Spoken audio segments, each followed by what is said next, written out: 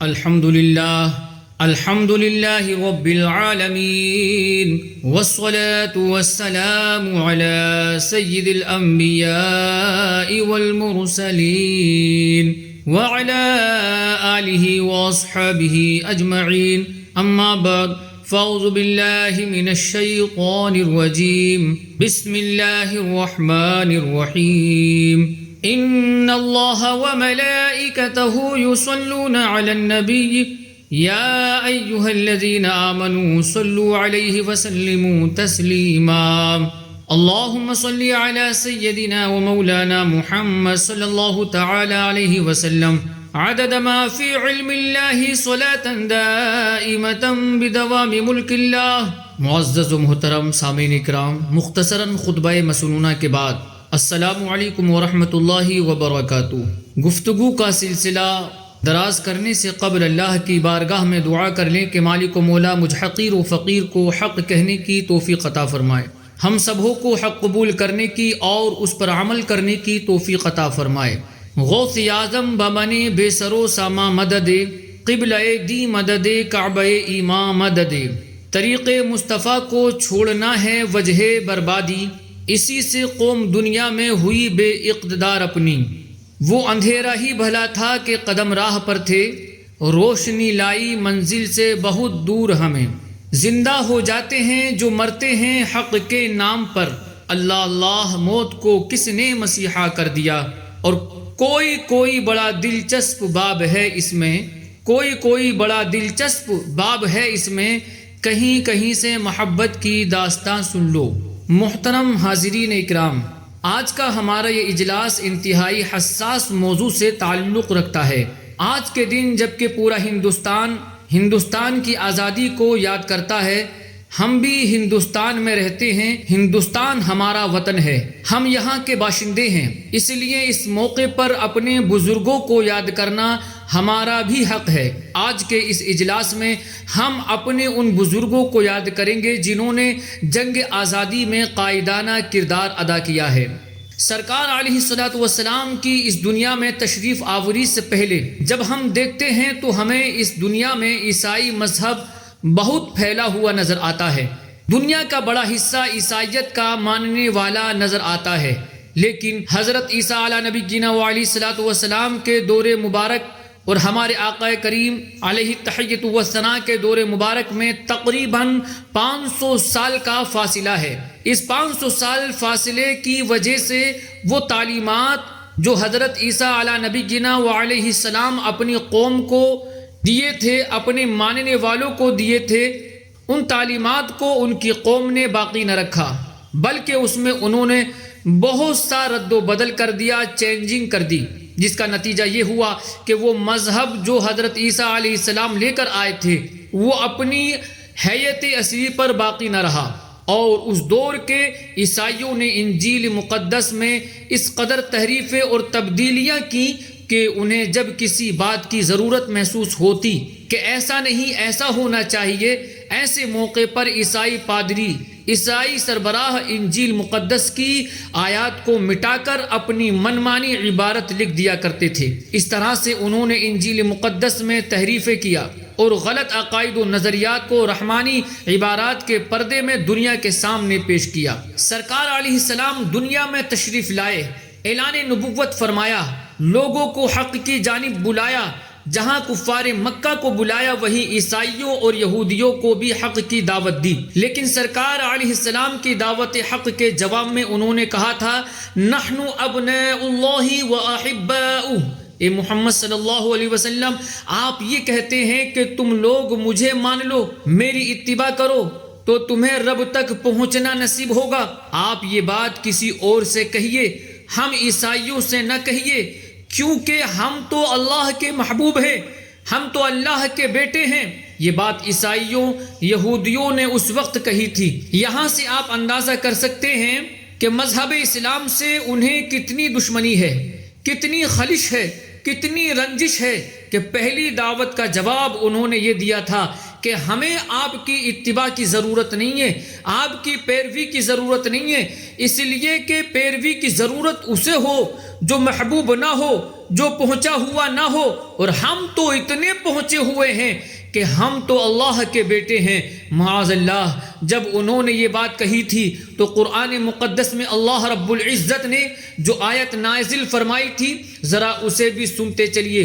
اللہ تعالی فرماتا ہے قُلْ إِن كُنتُمْ تُحِبُّونَ اللَّهَ فَاتَّبِعُونِي يُحْبِبْكُمُ اللَّهُ۔ اے محبوب، یہ عیسائی، یہ یہودی کہتے ہیں کہ ہم اللہ کے بیٹے ہیں، ہم اللہ کے محبوب ہیں۔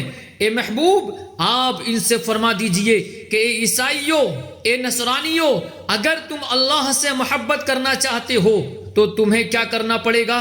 اس کا راستہ کیا ہوگا؟ اس کا ذریعہ اور وسیلہ کیا ہے؟ یہ کہ تم میری پیروی کرو، مجھے فالو کرو، میری اتباع کرو۔ یعنی رب سے محبت کرنے کے لیے تمہیں مجھ سے محبت کرنا ہوگا، میری اتباع کرنی ہوگی، میری پیروی کرنی ہوگی۔ اور جب تم میری پیروی کر کے رب سے محبت کرو گے تو تمہیں انعام کیا ملے گا؟ وہ یہ کہ اللہ تعالیٰ تمہیں اپنا محبوب بنا لے گا۔ یہاں سے ہمیں ایک نظریہ یہ ملا کہ ہمیں اس دنیا میں جو کچھ ملنا ہے یا اس دنیا کے بعد آنے والی آخرت کی زندگی میں جو کچھ ملنا ہے، تمام کا تمام اللہ کے حبیب دانۂ غیوب ارواحنا فدا صلی اللہ علیہ وسلم کے دست اقدس سے ہی ملنا ہے۔ اور اگر کوئی ان کے دست اقدس سے لینا نہ چاہے تو وہ دنیا میں بھی ذلیل و خوار ہوگا، آخرت میں بھی عذاب الہی کا مستحق قرار دیا جائے گا۔ کیوں؟ وہ اس لیے کہ وسیلہ و ذریعہ وہی ہیں۔ دعوت و تبلیغ کے ابتدائی دور میں عیسائیوں کی اسلام دشمنی تو آپ نے دیکھ لیا، مگر ان کی یہ دشمنی یہی ختم نہیں ہوئی بلکہ اور آگے بڑھے۔ جب اللہ کے رسول صلی اللہ علیہ وسلم نے اعلاء کلمہ حق فرمایا، لوگوں کو حق کی جانب بلایا، تو ان عیسائیوں نے طرح طرح سے ستانا شروع کیا، طرح طرح کے ظلم و ستم ڈھانا شروع کیے۔ ایسا نہیں کہ ان کی یہ سازشیں سرکار علیہ السلام کے زمانے اقدس تک محدود رہی ہوں، بلکہ جب صحابہ کرام کا زمانہ آیا تو صحابہ کرام کے زمانے میں بھی عیسائیوں نے مذہب اسلام کو ختم کرنے میں کوئی دقیقہ فروغ گزاشت نہ کیا تھا، بلکہ وہ ہر ممکن کوشش کیا کرتے تھے کہ اسلام کی تعلیمات کو مٹا دیں، اسلام کے میسیجز اور پیغامات کو آگے بڑھنے سے روک دیں۔ اب ذرا اور آگے آئیے، 5ویں صدی ہجری میں آئیے۔ 5ویں صدی ہجری کا زمانہ یہ وہ زمانہ ہے کہ اسی زمانے میں اسلام کا ایک عظیم جرنل، ایک عظیم سپہ سالار، ایک عظیم مرد مجاہد سلطان صلاح الدین ایوبی ہمیں نظر آتے ہیں۔ اسی زمانے میں ایک اور عظیم جنرل، ایک اور سپہ سالار، ایک اور مرد مجاہد سلطان نور الدین زنگی بھی ہمیں نظر آتے ہیں۔ یہ تو اسلامی سپہ سالار ہیں، لیکن ان کے ساتھ ساتھ اگر آپ روحانیت کے بادشاہوں کو دیکھنا چاہیں تو سیدنا غوث اعظم رضی اللہ تعالی عنہ بھی نظر آتے ہیں۔ اسی 5ویں اور 6ٹھی صدی میں ہمیں امام غزالی رحمۃ اللہ تعالی علیہ بھی نظر آتے ہیں۔ غرض یہ کہ 5ویں اور 6ٹھی صدی ہجری اسلام کا ایک قیمتی سرمایہ ہے۔ اس میں بہت سارے اجلہ اکابر علماء روئے زمین پر تشریف فرما ہوئے، انہوں نے اپنی خدمات سے اسلام کو روشناس کرایا، اسلام کو متعارف کرایا، دنیا کے سامنے انہوں نے اپنی صداقت و امانت اور قابلیت کا لوہا منوایا ہے۔ سلطان صلاح الدین کے دور میں بھی عیسائی حکومتیں کئی ملکوں پر قابض تھیں، حتیٰ کہ بیت المقدس پر بھی ان کا قبضہ تھا، اور عیسائیوں نے ہر ممکن کوشش کی تھی کہ ہم اسلام کو بڑھنے نہیں دیں گے، اسلام کی تعلیمات کو پھیلنے نہیں دیں گے۔ صلاح الدین ایوبی کے زمانے میں عیسائی بادشاہوں کی ایک خاص میٹنگ ہوئی۔ اس میٹنگ میں بادشاہوں نے یہ فیصلہ منظور کیا تھا، یہ پلان پاس کیا تھا کہ ہمیں اسلام کی سرکوبی کے لیے، اسلام کو مٹانے کے لیے کوئی بھی طریقہ چھوڑنا نہیں ہے، بلکہ ہم جس پہلو سے، جس زاویے سے اسلام کی تعلیمات کو مٹا سکتے ہیں ان تمام پہلوؤں کو اپنا لینا ہے۔ آدمی جو کام کرتا ہے نتیجہ اور رزلٹ اپنی آنکھوں سے دیکھنا چاہتا ہے۔ میں نے 4 سال محنت کی، میں نے 10 سال محنت کی، میں نے 15 سال محنت کی، نتیجہ مجھے کیا ملا، رزلٹ مجھے کیا حاصل ہوا۔ لیکن عیسائی بادشاہوں کی اسلام دشمنی دیکھیے کہ عیسائی بادشاہوں نے جب یہ پلان پاس کیا تھا اسی وقت انہوں نے یہ بات بھی کہی تھی کہ جو منصوبہ ہم بنا رہے ہیں اس پر ہمیں عمل کرنا ہے۔ نتیجہ کیا ہوگا؟ اس کی فکر میں نہیں پڑنا ہے، وہ اس لیے کہ اس کا جو نتیجہ ہوگا، اسلام جو لوگوں کے دلوں سے رخصت ہوگا، اسے ہم نہیں دیکھیں گے، بلکہ ہماری آنے والی نسلیں دیکھیں گی، ہماری جنریشن دیکھے گی۔ حاضرین محترم، یہاں سے آپ عیسائیوں کی اسلام دشمنی کا اندازہ کر سکتے ہیں، کس قدر وہ اسلام دشمنی میں متشدد تھے اور کس قدر وہ متعصب تھے، کوئی طریقہ فروغ گزاشت نہ رکھ کرتے تھے۔ اب آپ اپنے ہندوستان کی جانب رخ کیجئے۔ اتنی گفتگو سے آپ کو عیسائیوں کی اسلام دشمنی کا اندازہ ہو گیا ہوگا۔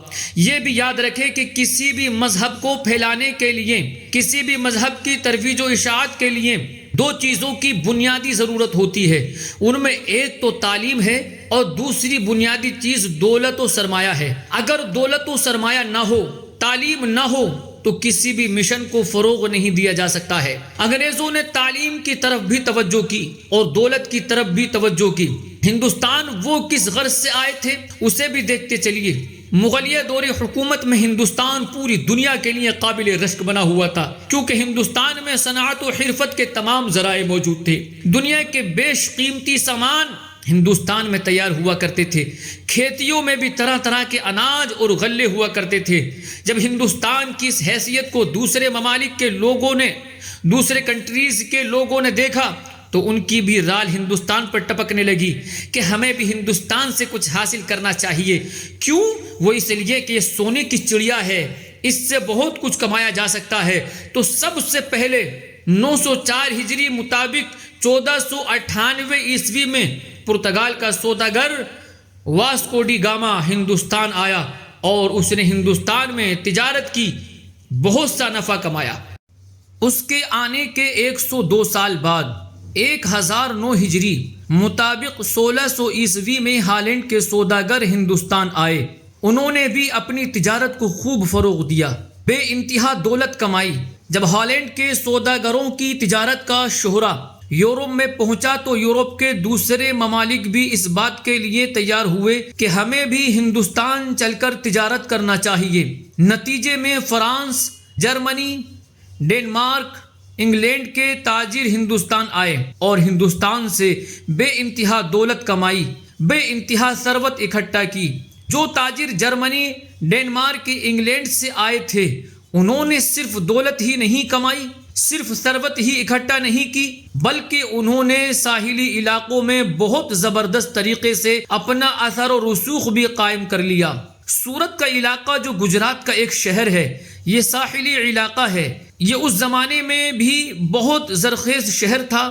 یہاں سے ہندوستان کے اطراف میں آمد و رفت آسان تھی۔ یہ ایک صنعتی شہر تھا۔ انگلینڈ کے تاجروں نے بادشاہ نور الدین جہانگیر کے پاس اپنی عرض داشت پیش کی۔ وہ عرض داشت یہ تھی کہ بادشاہ سلامت، ہمیں سورت میں مکانات بنانے کی اجازت دے دیں۔ نور الدین جہانگیر نے انہیں مکانات بنانے کی اجازت دے دی۔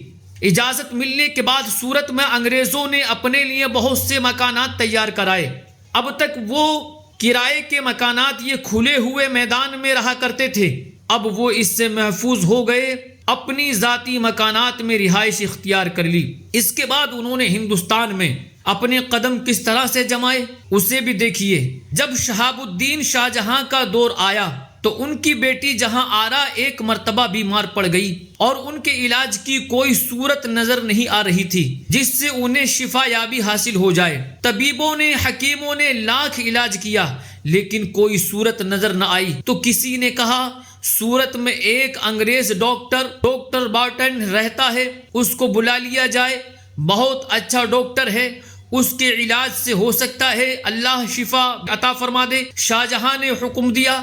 ڈاکٹر باؤٹن دارالسلطنت دہلی میں حاضر ہوا، جہاں آرا کا علاج کیا اور اللہ رب العزت نے جہاں آرا کو شفا عطا فرمائی۔ بادشاہ اس پر بہت خوش ہوا، اور بادشاہوں کی، نوابوں کی اور راجاؤں کی عادت ہوتی ہے کہ جب ان کا کوئی اٹکا ہوا کام نکل جایا کرتا ہے تو پھر وہ نکالنے والے پر بے انتہا انعام و اکرام کی بارش کر دیا کرتے ہیں۔ ڈاکٹر باؤٹن کے لیے بھی یہ موقع ایسا ہی تھا کہ اس پر بھی بے انتہا انعام و اکرام کی بارش ہونے والی تھی۔ اب یہاں پر ڈاکٹر باؤٹن کی سوچ کو آپ دیکھیں کہ ایک صورت تو یہ تھی کہ ڈاکٹر باؤٹن صرف اب ایسا انعام لیتا جس سے اس کی ذات کو فائدہ پہنچتا، وہ ہیرے جواہرات لیتا، بے شمار اشرفیہ کی ڈیمانڈ کرتا، درہم و دنانیر، روپیہ، پیسہ و رقم لیتا، لیکن ان سب سے صرف اس کی ذات کو فائدہ پہنچ سکتا تھا، اس لیے اس نے ایسا نہیں کیا۔ وہ متعصب عیسائی تھا اور عیسائی مذہب کو فروغ دینے کا قوی جذبہ رکھتا تھا۔ اس نے کون سا انعام لیا؟ اس نے ایسا انعام لیا جو صرف اس کے لیے نہ تھا بلکہ پوری عیسائی قوم کے لیے تھا۔ وہ انعام کیا تھا؟ اس نے شاہ جہاں سے یہ فرمان جاری کروایا کہ ہم کو صوبہ بنگال میں بغیر ٹیکس دیے تجارت کرنے کی اجازت دی جائے۔ بادشاہ تو خوشیوں میں شرابور تھا۔ اس نے یہ فرمان جاری کر دیا کہ انگریزوں کو بنگال میں بغیر ٹیکس ادا کیے تجارت کرنے کی اجازت دی جاتی ہے۔ اب سوچیں، آپ کو جب انگریزوں کو تجارت کرنے کی کھلی چھوٹ دے دی گئی ہو، اب تمہیں ٹیکس نہیں دینا ہے، تو وہ بہت سارا سرمایہ جو ٹیکس میں چلا جاتا تھا اب وہ سب کا سب محفوظ ہو گیا۔ اب جب وہ محفوظ ہو گیا، اس کے ذریعے سے انہوں نے اپنی اس تجارت کو خوب فروغ دیا۔ مقصد کیا تھا؟ ایم کیا اور ادیشیہ کیا تھا؟ اس تجارت کے بلبوتے پر ہم اسلام کے نام و نشان کو مٹائیں گے اور عیسائیت کو پروان چڑھائیں گے۔ اب سوچیں آپ کہ جب انگریزوں کو تجارت کرنے کی کھلی چھوٹ دے دی گئی، اب تمہیں ٹیکس نہیں دینا ہے، تو وہ بہت سارا سرمایہ جو ٹیکس میں چلا جاتا تھا اب وہ سب کا سب محفوظ ہو گیا۔ اب جب وہ محفوظ ہو گیا، اس کے ذریعے سے انہوں نے اپنی اس تجارت کو خوب فروغ دیا۔ مقصد کیا تھا؟ ادیشیہ کیا تھا؟ اس تجارت کے بلبوتے پر ہم اسلام کے نام و نشان کو مٹائیں گے اور عیسائیت کو پروان چڑھائیں گے۔ اب آپ اور آگے آئیں۔ شاہ جہاں مرحوم کے زمانے میں انہیں بنگال میں بغیر ٹیکس کے تجارت کرنے کی اجازت دے دی گئی۔ یہ فرمان 1638 عیسوی میں جاری ہوا تھا اور 1658 عیسوی میں حضرت سیدنا اورنگزیب عالمگیر رحمت اللہ تعالی علیہ مسند حکومت پر جلوہ فگن ہوتے ہیں۔ آپ کا دور حکومت کیسا تھا؟ یہ خالص اسلامی تھا۔ بھلا کیسے خالص اسلامی نہ ہوتا کہ اورنگزیب صرف ایک بادشاہ نہ تھے، صرف ایک سلطان نہ تھے، بلکہ وہ اپنی دینی لحاظ سے دین کے سلطان یعنی مجدد وقت بھی تھے، اور جو مجدد وقت ہوگا اس کی سلطنت ہرگز غیر اسلامی نہیں ہو سکتی بلکہ 100% اسلامی ہوگی۔ تو حضرت اورنگزیب رحمت اللہ تعالی علیہ کی سلطنت 100% اسلامی تھی، اور پورے مغلیہ دور حکومت میں ایک حضرت اورنگزیب ہی ایسے ذات ہیں کہ ان کی سلطنت کا رقبہ، ان کی سلطنت کے حدود جتنے بڑے تھے کسی اور کے اتنے بڑے نہ تھے، کیونکہ حضرت اورنگزیب رحمت اللہ تعالی علیہ کی سلطنت کا رقبہ غیر منقسم ہندوستان یعنی پاکستان و بنگلہ دیش بھی اس میں شامل تھا۔ اس کے علاوہ تبت اور افغانستان پر بھی آپ ہی کی حکومت تھی۔ گویا بیک وقت 3 ملکوں کے اکیلے سلطان کا نام اورنگزیب رحمت اللہ تعالی علیہ۔ حضرت اورنگزیب رحمت اللہ تعالی علیہ 1658 عیسوی میں مسند خلافت پر بیٹھے، اور اس کے 20 سال پہلے سے انگریز بنگال میں بغیر ٹیکس دیے تجارت کر رہے تھے، اور 1707 عیسوی میں حضرت اورنگزیب نے اس دنیا سے وصال فرمایا کہ آپ کے وصال کے موقع پر 70 سال انگریزوں کو بغیر ٹیکس ادا کیے تجارت کرتے ہوئے ہو گئے تھے۔ آپ کے وصال کے بعد مغلیہ سلطنت میں بری طرح سے گھن لگ گئے اور سلطنت زوال پذیر ہوتی چلی گئی، کیونکہ آپ کے بعد جو لوگ بھی مسند حکومت پر بیٹھے ان میں متقاضی اہلیت نہیں تھے، کچھ تو نااہل تھے کہ حکومت کرنا نہیں جانتے تھے، اور کچھ عیش و طرب کے دل دادا تھے۔ تو ان 2 طرح کے لوگوں کا جب حکومت پر قبضہ ہوا، حکومت کی گدی پر جب یہ لوگ بیٹھے، تو پھر نتیجہ اور رزلٹ یہ ہوا کہ حضرت اورنگزیب رحمت اللہ تعالی علیہ کی وہ وسیع و عریض حکومت سکڑتی چلی گئی، اور ایسی سکڑی کہ آپ کے وصال کے صرف 5 سال بعد ہی 1712 عیسوی میں مغلیہ حکومت کا رقبہ بہت سمٹ چکا تھا۔ بہت سارے نوابوں نے، راجاؤں نے اپنی آزاد عملداری کا اعلان کر دیا تھا، اپنی خود مختار حکومت کا اعلان کر دیا تھا، اور مرکز دہلی سے اپنے آپ کو کاٹ لیا تھا۔ اب ہر کوئی اپنی الگ حکومت کر رہا تھا۔ دکن میں الگ حکومت رائج تھی، مراٹھوں میں الگ حکومت ہو رہی تھی، اودھ میں الگ حکومت تھی۔ غرض یہ کہ پورا ہندوستان ٹکڑوں میں بٹ چکا تھا۔ ایسے وقت میں انگریزوں کو بھی ہندوستان میں حکومت کرنے کا حوصلہ پیدا ہوا۔ انہوں نے دیکھا کہ ان نوابوں راجاؤں کے پاس بہت بڑی فوج نہیں ہے، بہت زیادہ طاقت و پاور نہیں ہے، بہت زیادہ علاقے ان کے پاس نہیں ہیں، لیکن اس کے باوجود یہ لوگ اپنے خطوں میں حکومت کر رہے ہیں۔ وہ تو اسی وقت کے انتظار میں تھے، اب انہیں یہ وقت مل گیا۔ 1707 عیسوی تک ان کی 2 کمپنیاں الگ الگ تجارت کرتی تھیں۔ انہوں نے 1707 عیسوی میں اپنے اتفاق سے ایک کمپنی بنا لی اور اس کمپنی کا نام ایسٹ انڈیا کمپنی رکھا، اور اپنے ملازموں، نوکروں، سرونٹوں کو جنگی تربیت دینا شروع کر دیا، اور ساتھ ہی انہوں نے نئے فوجیوں کی بھرتی بھی شروع کر دی۔ یہ بھرتی ملازم کے طور پر ہوتی تھی کہ کمپنی میں کام کرنا ہے، لیکن جب وہ کمپنی میں آتے تھے تو انہیں کمپنی کا کام نہیں بلکہ جنگ کی تربیت دی جاتی تھی۔ جنگی تربیت دینے کے لیے باضابطہ طور سے جنرلوں کو بلایا گیا تھا، وہ جنگی تربیت دیا کرتے تھے۔ نتیجہ یہ ہوا کہ تھوڑے ہی عرصے میں عیسائیوں کی کمپنی کی طاقت اور پاور مضبوط ہو گئی۔ چونکہ ملازموں اور نوکروں کی ایک تعداد تو تھی ہی، اس کے ساتھ جو نئی بھرتی کی گئی وہ بھی انہی میں شامل ہو گئی۔ جب یہ طاقت ان کے پاس اکٹھا ہو گئی تو پھر انہوں نے 1757 عیسوی میں بنگال کے نواب سراج الدولہ پر ایک جھوٹا الزام لگا کر اس کے خلاف اعلان جنگ کر دیا۔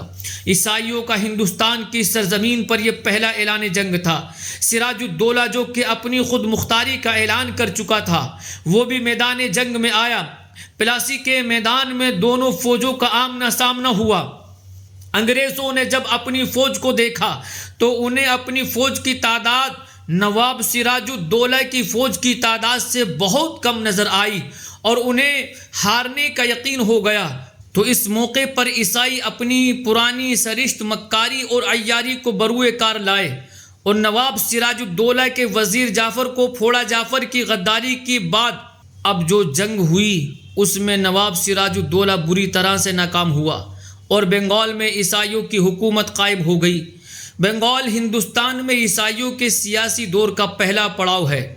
بنگال پر قبضہ کرنے کے بعد ان کی اپنی سیاسی طاقت بن چکی تھی، اور مغل سلطان بادشاہ شاہ عالم چونکہ دہلی اور اس کے آس پاس ہی میں گھرا ہوا تھا، اس سے زیادہ آگے بڑھنے کی اس میں طاقت و قوت و پاور بھی نہیں تھی۔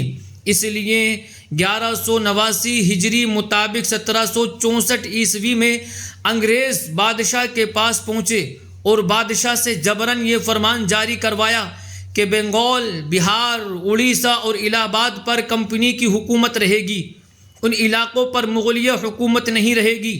بنگال اور پھر بہار، اڑیسہ اور الہ آباد پر قبضہ کرنے کے بعد انگریزوں نے اپنی پرانی چال لڑاؤ اور حکومت کرو کے پیش نظر دوسرے نوابوں اور راجاؤں کے آپس میں پھوٹ ڈالنا شروع کر دیا۔ اس نواب کو اس راجا سے لڑوایا، اس راجا کو اس نواب سے لڑوایا۔ جب یہ آپس میں لڑتے، ان کی طاقت کمزور ہوتی، پھر انگریز مداخلت کرتا، کہیں پر قبضہ کرتا، کبھی کسی ایک کے ساتھ مل کر دوسری جگہ کو خالی کروا کے نصف نصف پر قبضہ کیا جاتا۔ غرض یہ کہ اسی پالیسی لڑاؤ اور حکومت کرو پر عمل کر کے انگریزوں نے 1856 عیسوی میں پورے ہندوستان پر قبضہ کر لیا، اور پھر 1857 عیسوی کا زمانہ آتا ہے۔ 1856 عیسوی کو یاد رکھیے، اور اب ایک دوسرا پہلو آج کی گفتگو کا سماعت کریں۔ 1857 عیسوی میں جو جنگ آزادی لڑی گئی اس میں اہل سنت و جماعت کے بے شمار علماء نے حصہ لیا اور انگریزوں سے جہاد کیا۔ جب انگریز پورے ہندوستان پر قابض ہو گئے تو انہوں نے ہندوستان میں کچھ نئے احکامات جاری کیے۔ ان احکامات کو مجاہد آزادی بطل حریت، استاذ مطلق، امام منطق و فلسفہ حضرت علامہ فضل حق خیر آبادی علیہ الرحمہ نے اپنی تصنیف لطیف الثورۃ الہندیہ میں بیان فرمایا ہے۔ یہ کتاب عربی زبان میں ہے، اس کا خلاصہ اور ترجمہ سماعت کریں۔ جب پورے ہندوستان پر انگریز قابض ہو گئے تو پھر انہوں نے کچھ خاص فرمان جاری کیے۔ وہ خاص فرمان کیا تھے؟ پہلا فرمان یہ تھا کہ ہندوستان میں اب تک جتنے مدرسے اور جامعات اسلامی تعلیمات کی نشر و اشاعت کر رہے ہیں، جہاں پر اہل سنت و جماعت کے علماء درس و تدریس کے فرائض انجام دے رہے ہیں، ان تمام درسگاہوں کو بند کر دیا جائے اور اسکولیں قائم کی جائیں جو انگریزی حکومت کے زیر انتظام ہوں گی، اور اسکولوں میں بلا تفریق مذہب صرف ایک تعلیم ہوگی جو ہر مذہب کے ماننے والوں کو پڑھنا ہوگا۔ تعلیم کیا تھی؟ شروع میں تو دوسرے سبجیکٹ رکھے جاتے، لیکن آخر میں پہنچ کر وہی عیسائیت کا زہر گھولا جاتا۔ تعلیمی لحاظ سے انگریزوں نے یہ اسکیم تیار کی۔ دوسرا، انہوں نے یہ نافذ کیا کہ ہندوستان میں جتنی طرح کی پیداوار، اناج، غلے ہوتے ہیں اور معدنیات ہیں، ان تمام کو کوئی بھی شخص براہ راست بیچ نہیں سکتا، بلکہ وہ ہم سے بیچے گا، پھر ہم جس طرح چاہیں گے بیچیں گے۔ اس سے کیا ہوگا؟ یہ کہ بازار پر ہمارا کنٹرول ہو جائے گا، اور بازار پر کنٹرول ہونے کی وجہ سے لوگ بھوک مری کے شکار ہوں گے، پھر ہمارے دروازے پر آئیں گے اور ہم جس بھاؤ میں چاہیں گے انہیں دیں گے۔ اس طرح وہ معاشی بدحالی کا شکار ہوں گے، اور انسان معاشی بدحالی میں بسا اوقات دوسرے کا مذہب قبول کر لیتا ہے، اپنے ایمان کا سودا کر لیتا ہے۔ اللہ اللہ۔ تیسرا فرمان انہوں نے یہ جاری کیا کہ کوئی بھی مسلمان شخص ختنہ نہیں کرا سکتا۔ چوتھا فرمان یہ جاری کیا کہ عورتیں بغیر پردہ باہر نکلیں گی، کسی کو بھی نقاب پہننے کی اجازت نہیں ہوگی، چونکہ اس وقت فوج میں مسلمان بھی تھے اور غیر مسلم بھی، اور بندوقوں کی گولیوں کے منہ پر چربی لگی ہوتی تھی جسے بندوق چلاتے وقت دانت سے توڑنا پڑتا تھا۔ تو اب انگریزوں نے فوجیوں کو اپنے مذہب سے متنفر کرنے اور عیسائی بنانے کے لیے 5ویں فرمان یہ جاری کیے کہ کچھ گولیوں کے منہ پر خنزیر کی چربی لگائی جائے اور کچھ گولیوں کے منہ پر گائے کی چربی لگائی جائے۔ جو مسلمان فوجی تھے ان کو خنزیر کی چربی والی گولی دی جاتی، اور جو غیر مسلم تھے انہیں گائے کی چربی والی گولی دی جاتی۔ انگریزوں کی اس سازش سے لوگوں میں بددلی پیدا ہو گئی اور فوج ان کے خلاف کھڑی ہو گئی۔ یہیں سے جنگ آزادی کا آغاز ہوتا ہے۔ جنگ آزادی میں ہمارے علماء نے کس کس طرح سے اور کیا کیا حصہ لیا ہے، اسے مختصراً سماعت کریں۔ اس جنگ آزادی میں جو سب سے بڑا کردار ہمیں نظر آتا ہے وہ بطل حریت علامہ فضل حق خیر آبادی کا نظر آتا ہے۔ یہ علامہ فضل حق خیر آبادی کون ہیں؟ سیدنا عمر فاروق اعظم رضی اللہ تعالی عنہ کی 19ویں پشت میں ایران میں ایک بزرگ ہمیں نظر آتے ہیں، حضرت شیر الملک۔ ان کے 2 ساجزادے مولانا بہاؤالدین اور مولانا شمس الدین رحمہم اللہ، یہ دونوں ایک ساتھ ایران سے ہندوستان تشریف لائے۔ ذی علم، عالم و فاضل تھے۔ مولانا بہاؤالدین صاحب بدایوں کے مفتی مقرر کیے گئے اور حضرت شمس الدین روہتک کے قاضی اور مفتی مقرر کیے گئے۔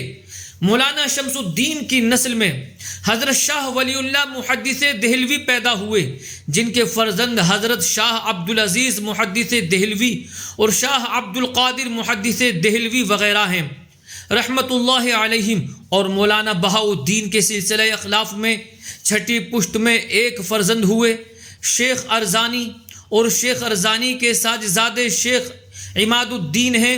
شیخ عماد الدین تعلیم حاصل کرنے کے لیے سیتاپور کے علاقے ہرگام گئے اور ہرگام کے قاضی وقت سے تعلیم حاصل کی۔ شیخ عماد الدین کے ساجزادے شیخ ارشد ہوئے اور شیخ ارشد ہرگام سے خیر آباد تشریف لائے۔ اس طرح حضرت عمر فاروق اعظم رضی اللہ تعالی عنہ کا اس سلسلہ نسب عرب سے ایران اور ایران سے بدایوں اور بدایوں سے ہرگام اور ہرگام سے خیر آباد پہنچتا ہے۔ خیر آباد میں شیخ ارشد کے یہاں علامہ فضل امام خیر آبادی پیدا ہوئے۔ فضل امام خیر آبادی اپنے وقت کے نہایت جلیل القدر عالم دین تھے۔ معقولات و منقولات دونوں میں ان کا سکہ چلتا تھا۔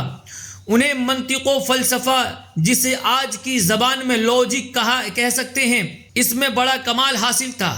ایک واقعہ سماعت کریں۔ ایک غیر مسلم شخص تھا، اس نے کچھ منطق و فلسفہ، کچھ لاجک کے اصول و ضابطے سیکھ لیے۔ مسلمانوں کے پاس بیٹھتا، انہیں پریشان کرتا۔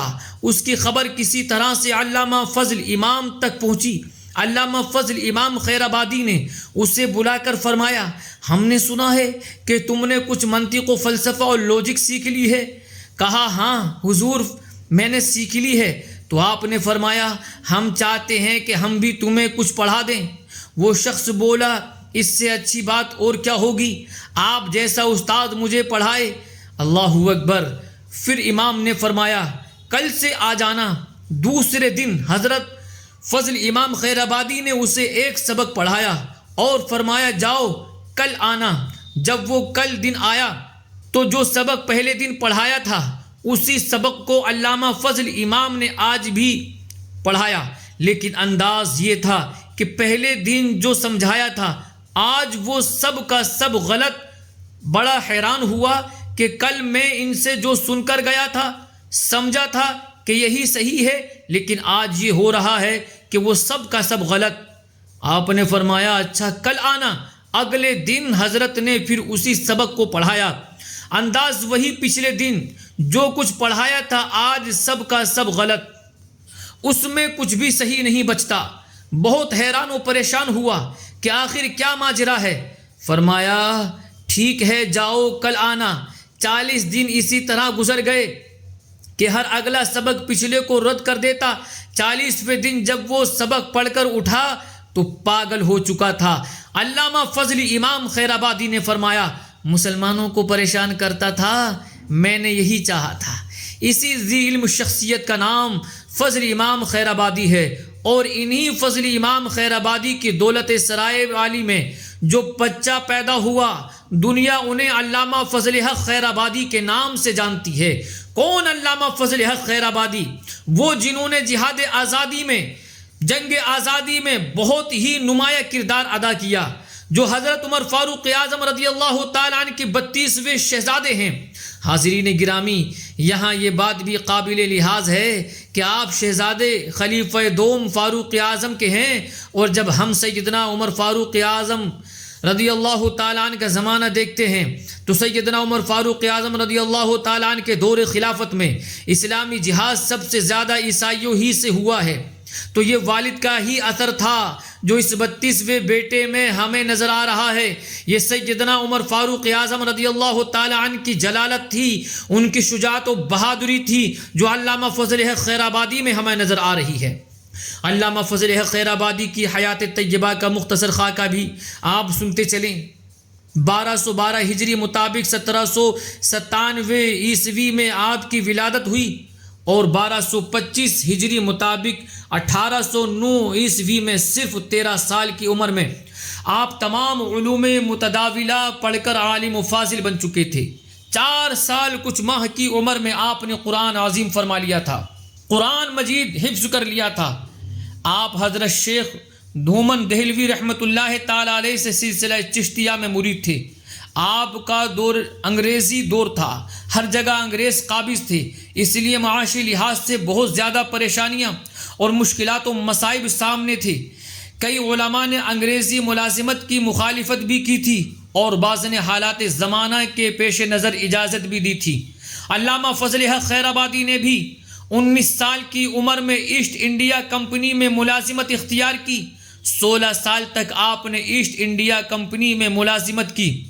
اس عرصے میں آپ کا عہدہ تھا چیف کچہری۔ 1831 عیسوی میں آپ نے کمپنی سے استعفیٰ دے دیا۔ آپ کمپنی کی ملازمت تو کرتے تھے، لیکن یہ ملازمت آپ کو پسند نہ تھی، کیونکہ یہ ملازمت انگریزوں کی ملازمت تھی۔ 1832 عیسوی سے لے کر 1856 تک علامہ فضل حق خیر آبادی جھنجھر، الور، لکھنؤ اور سہارنپور میں نظر آتے ہیں۔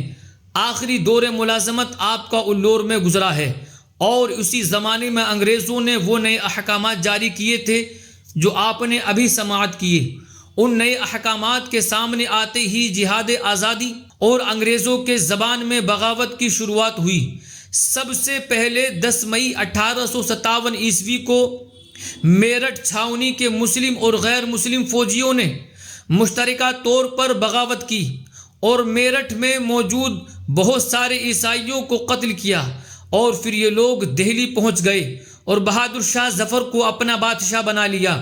جس وقت یہ فوج میرٹھ سے دہلی پہنچی اس زمانے میں علامہ فضل حق خیر آبادی الور میں موجود تھے۔ الور سے آپ کو بلایا گیا۔ اب تک صرف یہ چند فوجی بغاوت پر آمادہ تھے، لیکن علامہ فضل حق خیر آبادی جب تشریف لائے اور بادشاہ سے ملاقات کی اور دہلی کی بااثر شخصیت جنرل بخت خاں کے ساتھ مل کر آپ نے لوگوں کو جہاد پر ابھارنے کی جو کوشش و کاوش آپ کی رہی وہ کچھ اس طرح سے سامنے آتی ہے۔ علامہ فضل حق خیر آبادی نے دہلی کی جامع مسجد میں نماز جمعہ کے بعد سب سے پہلے انگریزوں کے خلاف ایک زبردست تقریر فرمائی اور اسی تقریر میں لوگوں کو جہاد پر آمادہ کیا، جہاد کی فرضیت و اہمیت سے روشناس کرایا۔ اس تقریر سے آپ نے عام مسلمانوں میں جہاد کی خاطر جوش و جذبہ پیدا کر دیا۔ اس کے ساتھ ساتھ علامہ فضل حق خیر آبادی نے ایک دوسری کاوش یہ بھی انجام دی کہ اسی روز نماز جمعہ کے بعد ایک استفتاء مرتب کیا تھا، ایک سوال نامہ مرتب کیا تھا، اور وہ سوال نامہ اس وقت کے اکابر اور جید علماء کی خدمت میں پیش کیا گیا، اور اس سوال نامے میں یہی تھا کہ انگریز جو ہندوستان پر غاصبانہ قبضہ رکھتا ہے اور اسلامی شعار مٹا رہا ہے، اسلامی تعلیمات کو بند کر رہا ہے، عورتوں کے حجاب پر پابندی نافذ کر دی ہے، مسلمانوں کی ختنہ پر پابندی لگا دی ہے، کیا ایسے وقت میں مسلمانوں پر جہاد فرض ہے یا نہیں؟ جب یہ استفتاء پیش ہوا اس وقت جتنی اکابر علماء اہل سنت تھے جامع مسجد دہلی میں موجود تھے، ان سب نے فتویٰ دیا کہ آج کی حالت ایسی ہے کہ شریعت مطہرہ کی روشنی میں مسلمانوں پر انگریزوں سے جہاد کرنا فرض ہے۔ یہ فتویٰ جہاد جاری کرنے والے علماء کرام کا نام یہ ہے کہ محمد نذیر حسین صاحب رحمۃ اللہ صاحب، مفتی صدر الدین آزردہ صاحب، مفتی اکرام الدین صاحب، محمد میر خان صاحب، مولانا عبد القادر صاحب، احمد سعید احمدی صاحب، محمد ضیاء الدین صاحب، محمد عبد الکریم صاحب، سکندر علی صاحب، محمد کریم اللہ صاحب، مولوی محمد سرفراز صاحب، سید محبوب علی جعفری صاحب، محمد حامی الدین صاحب، سید احمد علی صاحب، الہی بخش صاحب، محمد انصار علی صاحب، مولوی سعید الدین صاحب، حفظ اللہ خان صاحب، محمد نور الحق صاحب، حیدر علی صاحب، یوسف الرحمان صاحب، مولوی فرید الدین صاحب، سید عبد الحمید صاحب، محمد ہاشم صاحب، محمد امداد علی صاحب، محمد مصطفیٰ خان صاحب، محمد امداد علی صاحب، مفتی محمد رحمت علی صاحب، مفتی عدالت عالیہ سید محمد صاحب، محمد علی حسینی صاحب قاضی القضاء، مولوی عبد الغنی صاحب، مولوی محمد علی صاحب، ایک اور عالم دین جن کا نام غالباً عبد الغنی صاحب ہے علیہم الرحمن۔ یہاں یہ بات بھی قابل لحاظ ہے کہ جب پورے ملک پر انگریز قابض تھے، صنعت و تجارت اور بزنس سے لے کر تعلیم تک ان کے قبضے میں تھی، لوگوں کو طرح طرح سے ستایا جا رہا تھا، تو ایسے کنڈیشن میں آغاز کرنا انتہائی اہم ہوتا ہے۔ چاہ تو ہر کوئی رہا تھا، ہر کسی کی چاہت یہی تھی کہ انگریزوں کو 7 سمندر پار واپس بھیج دیا جائے، ان سے اپنے ملک کو آزاد کرا لیا جائے، لیکن معاملہ یہ تھا شروعات کون کرے، اسٹارٹ کون کرے؟ تو شروعات میرٹھ کے ان چند فوجیوں کی تھی، لیکن وہ صرف فوجی تھے، ان کے ساتھ دوسرے لوگ شامل نہیں ہوئے تھے۔ لیکن علامہ فضل حق خیر آبادی نے جب یہ استفتاء علماء کی خدمت میں پیش کیا اور اس پر 33 علماء نے اپنے تائیدی دستخط ثبت کیے، اور پھر یہ فتویٰ دہلی کے اخبار الظفر اردو میں شائع ہوا، اور اس کے بعد والے شمارے میں خود علامہ فضل حق خیر آبادی نے اپنا ایک فتویٰ جہاد سے متعلق لکھ کر اسے بھی اخبار الظفر میں شائع کروایا۔ ان دونوں فتووں کے شائع ہونے کے بعد مورخین کہتے ہیں کہ ان دو فتووں کے سامنے آنے کے بعد عام لوگوں میں شورش بہت زیادہ بڑھ چکی تھی، اور نتیجتاً تھوڑے ہی دنوں میں 90,000 عام مجاہدین بہادر شاہ ظفر کے جھنڈے تلے جمع ہو چکے تھے۔ یہ 90,000 مجاہدین جو جمع ہوئے یہ فوجی نہیں تھے، فوج کے علاوہ شہری اور دیہاتی لوگ تھے۔ یہ سب علامہ فضل حق خیر آبادی اور ان 33 علماء اکرام کے فتووں پر جمع ہونے والے تھے۔ اس لیے بجا طور پر ہم یہ کہہ سکتے ہیں کہ باضابطہ طور سے جہاد آزادی کی شروعات اہل سنت و جماعت کے ہمارے ان علماء نے کی ہے، اور ان سے فتویٰ لینے کا کام جو چونکہ علامہ فضل حق خیر آبادی نے کیا ہے، اس لیے ہم یہ کہتے ہیں کہ مجاہدین جنگ آزادی کے امیر کارواں اور سرخیل علامہ فضل حق خیر آبادی ہیں۔ اس فوج کی کچھ مقامات پر انگریزوں سے جھڑپیں بھی ہوئی، لیکن اس موقع پر بھی انگریزوں نے وہی پرانی سازش رچی کہ نوابوں اور حکومت کے لوگوں کو پھوڑنا شروع کیا۔ جہاد آزادی کو ناکام بنانے میں کوئی کسر باقی نہ رکھی۔ علامہ یہ چاہتے تھے کہ بہادر شاہ ظفر خود نکل کر میدان جنگ میں آئے، کیونکہ جب لوگ بہادر شاہ ظفر کو دیکھیں گے تو ان میں ایک نیا جذبہ، نیا ولولہ، نیا جوش پیدا ہوگا، اور پھر ہم منٹوں میں انگریزوں کا صفایا کر سکتے ہیں۔ لیکن بہادر شاہ ظفر کی بیوی اور ان کا سالہ حکیم احسن اللہ خان، ان دونوں نے انگریزوں سے ساز باز کر رکھی تھی، جس کا نتیجہ یہ ہوا کہ بہادر شاہ ظفر میدان جنگ میں نہ آئے، اور دوسرا برا کام یہ ہوا کہ بہادر شاہ ظفر نے علامہ کے مشورے کے برخلاف اپنے خاندان کے نااہل شہزادوں کو لشکر پر سردار متعین کر دیا۔ آپ سوچ سکتے ہیں کہ جب کمان سنبھالنے والا خود ہی نااہل ہوگا تو وہ لشکر کو کہاں لے جائے گا۔ یہی حال ان نااہل شہزادوں نے کیا، اور یہ ساری سازشیں انگریزوں نے بہادر شاہ ظفر کے سالے احسن اللہ خان اور ان کی بیوی کے ذریعے سے کروائیں۔ اس طرح سے یہ جہاد آزادی جو علامہ اور دیگر علماء نے لڑا وہ ناکام ہوا، لیکن یہ علماء ہمت نہیں ہارے۔ علامہ نے مجاہدین تک سامان رسد، کھانے پینے کے سامان اور دیگر اوزار و اسلحہ پہنچانے کا خود انتظام کیا۔ لال قلعے میں ایک خاص میٹنگ ہوئی، اور اس خاص میٹنگ میں علامہ نے بہت ساری باتیں پیش کی۔ ان باتوں پر عمل ہونا چاہیے۔ ان تجاویز کے ذریعے بہت سارے مجاہدین کی نصرت و حمایت بھی کی گئی۔ اس کے بعد پھر مئی جون 1857 عیسوی میں جب بہادر شاہ ظفر کی حکومت کے آثار نظر آنے لگے، چونکہ یہ وقت ایسا تھا کہ مجاہدین دم بدم آگے بڑھتے ہی جا رہے تھے، جس سے یہ سما بند چکا تھا کہ اب ہمارے گئے ہوئے دن واپس لوٹ آئیں گے۔ تو پھر یہ سوال اٹھا کہ اب اگر ہمارے دن پلٹ کر آتے ہیں تو ہمیں کس دستور کے تحت، کس آئین کے تحت، کس قانون کے تحت حکومت کو باقی رکھنا ہوگا۔ اس پر علامہ نے بہادر شاہ ظفر سے مشورہ کیا، تو بہادر شاہ ظفر نے کہا اس دستور کو، اس آئین کو آپ ہی بنائیں۔ لہٰذا علامہ نے متوقع حکومت کا دستور بھی مرتب کیا، مگر وائر محروم یہ قسمت 19 ستمبر 1857 عیسوی کو دہلی پر انگریزوں نے مکمل طور سے قبضہ کر لیا۔ اس کے پہلے تک تو دہلی پر مغل شہزادوں کی حکومت تھی، اگرچہ برائے نام ہی صحیح، لیکن اب جو انہوں نے قبضہ کیا تھا تو اب مکمل طور سے اپنا راستہ صاف کر لیا تھا۔ لہٰذا 19 ستمبر سے 24 ستمبر تک علامہ فضل حق خیر آبادی اپنی بیوی بچوں کے ساتھ اپنے گھر دہلی میں نظر بند رہے، اور 24 ستمبر کے بعد علامہ فضل حق خیر آبادی دہلی سے روانہ ہوئے۔ اور کس حال میں روانہ ہوئے؟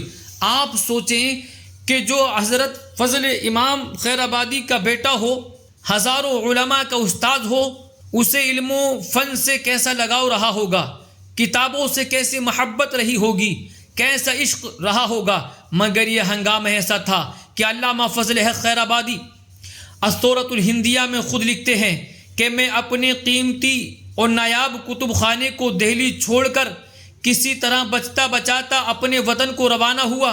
دہلی سے خیر آباد کوئی بہت دور نہیں ہے، مگر حالات ایسے تھے، مشکلات و مصائب اتنی تھیں کہ 2 مہینے کے بعد رامپور اور علی گڑھ ہوتے ہوئے دسمبر کے درمیانی عرصے میں علامہ فضل حق خیر آبادی اپنے وطن خیر آباد پہنچتے ہیں۔ علامہ ہی کی طرح دوسرے بہت سارے علماء نے جہاد آزادی میں قائدانہ کردار ادا کیا ہے۔ مولانا شاہ احمد اللہ مدراسی رحمۃ اللہ تعالی علیہ کو دیکھ لیں، آپ عالم ہی نہیں، شیخ طریقت بھی تھے، آپ کے ہزاروں مریدین تھے، آپ نے اپنے بے شمار مریدوں کو اکٹھا کیا، سب کو فوجی تربیت دی، انگریزوں کے خلاف جہاد کیا، جہاد کرتے ہوئے لکھنؤ تک پہنچ گئے، آدھے لکھنؤ پر قبضہ بھی کر لیا تھا، لیکن یہاں پھر وہی معاملہ آیا کہ ایک نااہل شخص جو کہ انگریزوں کے ساتھ مل چکا تھا، اس کی وجہ سے مولانا شاہ احمد اللہ مدراسی کو آدھے مقبوضہ لکھنؤ سے ہاتھ دھونا پڑا اور آپ شہید ہو گئے۔ اسی طرح مولانا لیاقت علی صاحب الہ آبادی رحمۃ اللہ تعالی علیہ کو بھی دیکھیں، آپ بھی عالم و شیخ طریقت تھے، آپ کے بھی ہزاروں مریدین تھے، آپ نے بھی اپنے مریدین کو جہاد کے لیے آمادہ کیا اور خود بھی ان کے ساتھ مل کر جہاد آزادی میں حصہ لیا۔ نتیجہ یہ ہوا کہ بعد میں علامہ لیاقت علی الہ آبادی کو بھی گرفتار کیا گیا اور آپ کو بھی جزیرہ انڈمان بھیج دیا گیا، جسے کالا پانی بھی کہا جاتا ہے۔ وہیں پر مولانا لیاقت علی صاحب الہ آبادی کی قبر آج بھی موجود ہے۔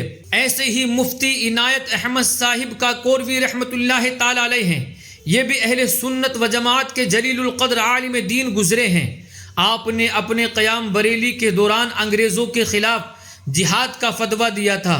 وہی فتویٰ بغاوت سرد ہونے کے بعد جب انگریزوں تک پہنچتا تھا تو انگریزوں نے آپ کو بھی گرفتار کر لیا اور کالا پانی کی سزا دی۔ اسی طرح مفتی کفایت علی کافی مراد آبادی رحمۃ اللہ تعالی علیہ ہیں، انہوں نے بھی انگریزوں کے خلاف جہاد آزادی میں حصہ لیا تھا اور ان کو بھی انگریزوں نے پھانسی کی سزا دی تھی۔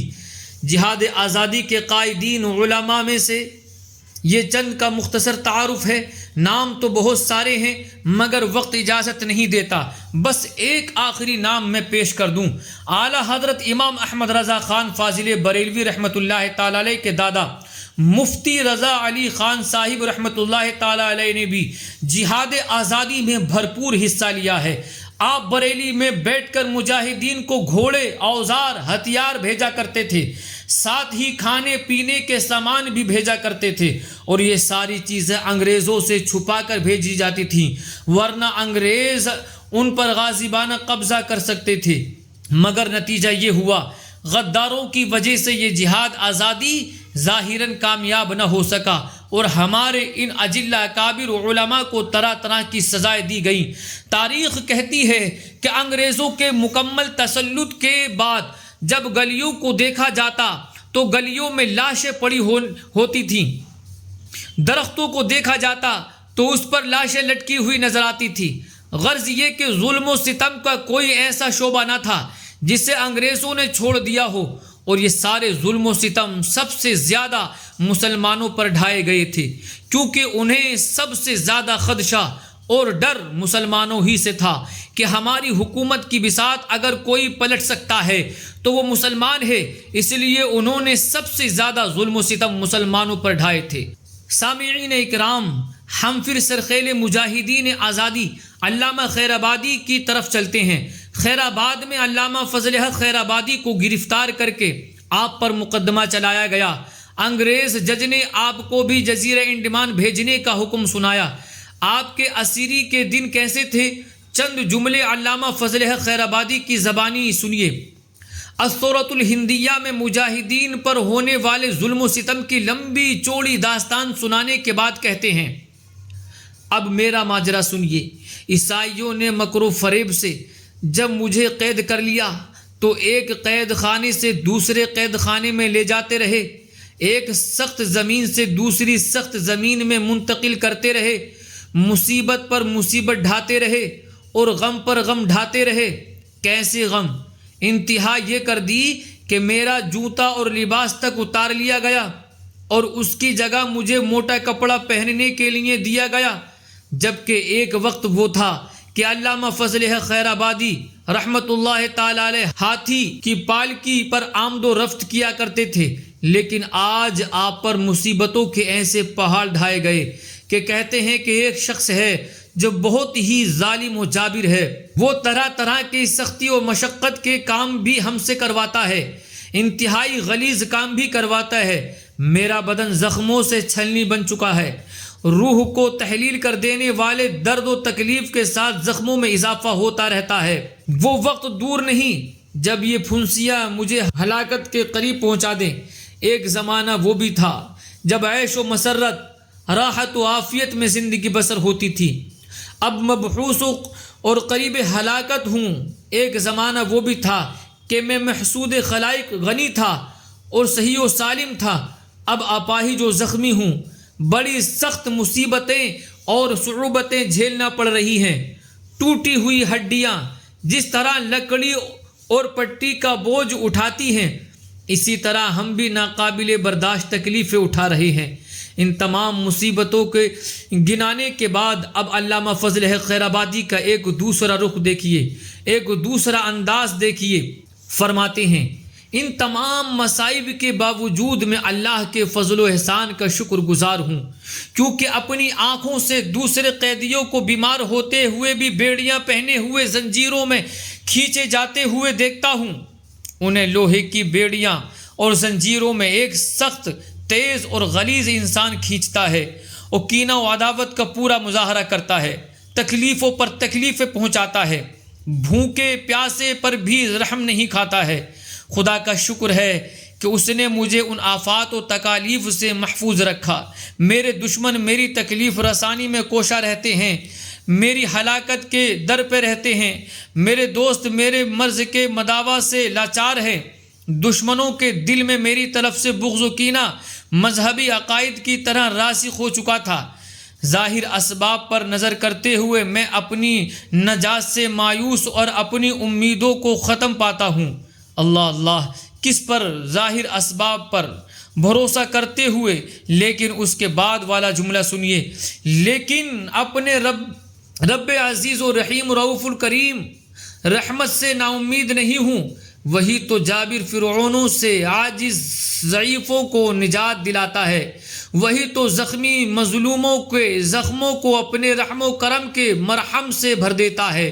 وہ ہر سرکش کے لیے جبار و قہار ہے، ہر ٹوٹے ہوئے دل کا جوڑنے والا ہے، ہر نقصان رسیدہ فقیر کو کامیاب بنانے والا ہے۔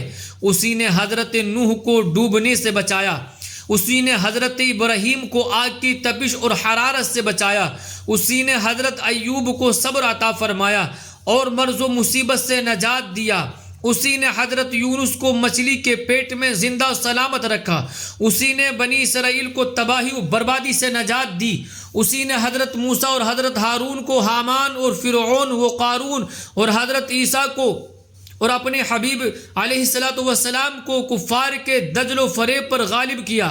پھر اگر مجھے مشقتوں، مصیبتوں، حوادثات اور گناہوں نے گھیر لیا ہے تو اس کی رحمت و فضل سے میں کیا مایوس ہوں۔ وہی میرا رب شافی و کافی ہے، میرے گناہوں پر پردہ ڈالنے والا ہے، میرے گناہوں کو معاف فرمانے والا ہے۔ بہت بیمار ایسے ہیں جو موت کے دہانے پر پہنچ جاتے ہیں لیکن وہ انہیں شفا دے دیتا ہے۔ بہت سارے خطا کار ایسے ہیں جب توبہ کرتے ہیں تو وہ انہیں معاف کر دیتا ہے۔ بہت سارے درد مند دل جب اس کو مصیبتوں میں پکارتے ہیں تو وہ انہیں نجات دے دیتا ہے۔ بہت سارے قیدی ایسے ہوتے ہیں جو زنجیروں میں جکڑے ہوئے ہوتے ہیں اور وہ کرم فرماتا ہے، بغیر فدیے دیے وہ آزاد ہو جاتے ہیں۔ اب ایک آخری جملہ علامہ فضل حق خیر آبادی کا آپ کے گوشے گزار کرنا چاہتا ہوں، اسے سماعت کریں۔ کہتے ہیں میں بھی مظلوم اور دل شکستہ، مضطر، مسکین اور ذلیل اور محتاج بن کر اسی خدائے برتر کو پکارتا ہوں، لیکن کیسے پکارتا ہوں؟ اس کے حبیب علیہ السلام کو وسیلہ بنا کر پکارتا ہوں اور اس کی رحمت سے امیدیں لگائے ہوئے ہوں۔ غرض یہ ساری داستان جو علامہ فضل حق خیر آبادی نے بیان فرمایا، یہ تصور کا ایک رخ آپ نے دیکھا ہے کہ ہمارے علماء نے انگریزوں کے خلاف کیسے کیسے کارنامے انجام دیے ہیں، انہیں بھگانے کے لیے کتنی ساری کوششیں و کاوشیں کی ہیں۔ اب تصویر کا دوسرا رخ بھی دیکھیے، اور وہ بھی دیکھنے کے قابل ہے، اس لیے کہ اگر انسان کسی چیز کا ایک ہی رخ دیکھے تو اس کا دیکھنا مکمل نہیں ہوتا، دونوں رخ دیکھنا ہمیں ضروری ہوتا ہے۔ اور دوسرا رخ کیا ہے؟ جب انگریزوں نے ہندوستان پر قبضہ کر لیا، اس وقت ایک انگریز سالار تھا، لارڈ میکالے، اس نے ایک بات کہی تھی کہ ہمیں ایک ایسی جماعت بنانی چاہیے جو ہم میں اور ہماری کروڑوں رعایا کے درمیان مترجم ہو، ہماری باتیں ان تک پہنچانے والی ہو۔ اور یہ جماعت کیسی ہونی چاہیے؟ اس کو خاص طور سے سنے، وہ کہتا ہے یہ ایسی جماعت ہونی چاہیے جو خون اور رنگ کے اعتبار سے تو ہندوستانی ہو مگر مذاق اور رائے اور زبان اور سمجھ کے اعتبار سے انگریز ہو۔ آپ نے جنگ آزادی میں علماء اہل سنت کا کردار تو دیکھ لیا کہ یہ لوگ انگریزوں کے خلاف اٹھ کھڑے ہوئے اور جہاد میں نمایاں کردار ادا کیا۔ اب ذرا یہ دیکھیے کہ انگریزوں نے جو جماعت بنائی اس میں کون لوگ شامل ہوئے اور انہوں نے کیا گل کھلائے۔ یہ تاریخ کی کتاب ہے جس کا نام ہے تواریخ عجیبہ اور اس کا دوسرا نام ہے سوانح احمدی۔ اس کو لکھنے والے ہیں منشی جعفر تھانیسری۔ یہ کتاب اصل میں سید احمد رائے بریلوی کی سوانح ہے، ان کی سوانح اس میں بیان کی گئی ہے۔ تھانیسری صاحب لکھتے ہیں ایام طفولیت یعنی بچپن کے دنوں سے ہی آپ سید احمد رائے بریلوی کی طبیعت اور جبلت میں شوق و ذوق الہی کلمت اللہ اور انتفاع نائلہ کفر و بدعت کا بھرا ہوا تھا۔ سید احمد رائے بریلوی صاحب کو کس چیز کا شوق تھا؟ حق کی بات بلند کرنا اور خود ساختہ کفر و بدعت کی بات مٹانا، یہ چیز ان میں بھری ہوئی تھی۔ اس واسطے ہر گھڑی اور ہر ساعت جہاد اور قتال کفار کا ارادہ کرتے رہتے تھے۔ ہمیشہ یہ ارادہ ہوتا تھا کہ مجھے کافروں سے جہاد کرنا ہے۔ سرکار انگریزی کو کافر تھی مگر اس کی مسلمان رعایا کی آزادی اور سرکار انگریزی کی بے روریائی اور بوجہ موجودگی، ان حالات کی ہماری شریعت کے شرائط سرکار انگریزی سے جہاد کرنے کو مانے تھی۔ اس واسطے آپ کو منظور ہوا کہ اقوام سکھ پنجاب پر جو نہایت ظالم اور حکام شریعت کی خارج اور مانے تھے جہاد کیا جائے۔ محترم سامعین، سکھوں سے تو جہاد کیا جائے لیکن انگریزوں سے نہ کیا جائے، یہ بات سید احمد رائے بریلوی کی ہے۔ اب ایک دوسرے صاحب کو بھی دیکھیے، یہ ہیں اسماعیل دہلوی صاحب۔ اسی تواریخ عجیبہ سوانح احمدی میں منشی جعفر تھانیسری لکھتے ہیں اثنائے قیام کلکتہ میں، یعنی جب اسماعیل دہلوی کلکتہ میں موجود تھے اس زمانے میں ایک روز مولانا اسماعیل شہید واز فرما رہے تھے۔ ایک شخص نے مولانا سے یہ فتویٰ پوچھا کہ سرکار انگریزی پر جہاد کرنا درست ہے یا نہیں۔ اس کے جواب میں مولانا نے کہا ایسی بے روح ریا اور غیر متعصب سرکار پر کسی بھی طرح جہاد کرنا درست نہیں ہے۔ اب آپ اہل سنت و جماعت کے پورے گروہ کو دیکھیے جو علامہ فضل حق خیر آبادی کی قیادت میں انگریزوں کے خلاف جہاد کر رہے ہیں۔ دوسری جانب یہ دو شخص انگریزوں کی حمایت کرتے ہوئے نظر آ رہے ہیں۔ ان کا خیال یہ ہے کہ انگریز نے تعصب کا کوئی کام ہی نہ کیا۔ ارے بھائی، اگر بقول تمہارے تعصب کا کام نہیں کیا تو نقاب پر پابندی لگا دی گئی، یہ تعصب نہیں ہے؟ مدرسوں کو بند کر دیا گیا، معیشت پر غاصبانہ قبضہ کر لیا گیا، کیا یہ کھلا ہوا تعصب نہیں ہے؟ ان چیزوں کو کھلی آنکھوں سے دیکھنے کے باوجود بھی انگریزوں کی حمایت اور طرفداری میں ان لوگوں نے کیا کہا؟ ان سے جہاد کرنا جائز نہیں ہے۔ سید احمد رائے بریلوی اور اسماعیل دہلوی کے بعد ایک تیسرے صاحب کو بھی دیکھیے، یہ ہیں دیوبندیوں کے قطب مولوی رشید احمد گنگوہی صاحب۔ ان کے بارے میں ان کے سوانح نگار عاشق علی میرٹھی لکھتا ہے پہلے بہادر شاہ ظفر کے حوالے سے گفتگو کرتے ہیں کہ جب بہادر شاہ ظفر انتہائی قسم پرسی کے عالم میں تھے، کوئی ان کا پرسان حال نہ تھا، رعایا تباہ و برباد ہو رہی تھی۔ اسی تذکرے میں وہ یہ لکھتے ہیں جن کے سروں پر موت کھیل رہی تھی انہوں نے ایسٹ انڈیا کمپنی کے امن و عافیت کا زمانہ قدر کی نظر سے نہ دیکھا۔ کون سی امن و عافیت؟ اسلامی مدارس ختم کر دیے جائیں؟ کون سی امن و عافیت؟ ختنے پر پابندی لگا دی جائے؟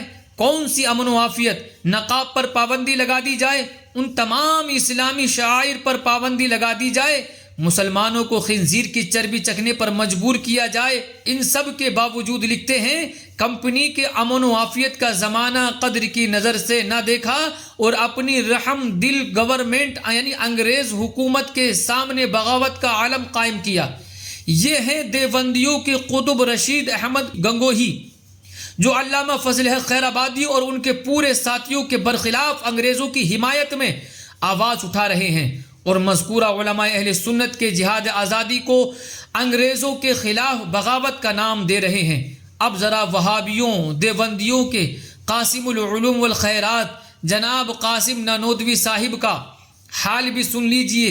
یہی عاشق الہی تذکرۃ الرشید میں لکھتے ہیں کہ جب بغاوت و فساد کا قصہ فروغ ہوا، یعنی بغاوت ختم ہوئی اور رحم دل گورنمنٹ نے دوبارہ غلبہ پا کر باغیوں کی سرکوبی شروع کی، تو کسی نے مخبری کر کے ان گوشہ نشین حضرات یعنی رشید احمد گنگوہی صاحب اور قاسم نانوتوی صاحب پر بھی بغاوت کا الزام لگا دیا کہ یہ دونوں لوگ بھی جہاد آزادی میں شامل تھے اور انگریزوں کے خلاف ان لوگوں نے بھی کام کیا تھا، تو ان کی تلاش و جستجو جاری ہوئی۔